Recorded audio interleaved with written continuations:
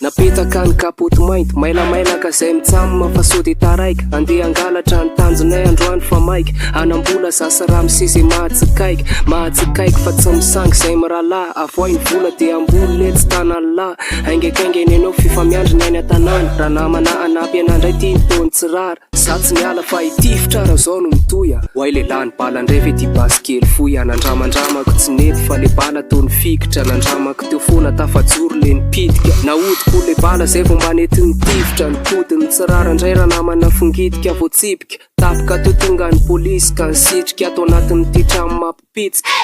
ena atao kitangorona sy ny samborona na makitorana zara samborona tsy nifatorana fa nanao sorona nafitra olona akana volona fahasambarana samila miala famila mangalana zavatra ray atao kaiky ny faravarana epita lalana vodona ny fiaraka ok zay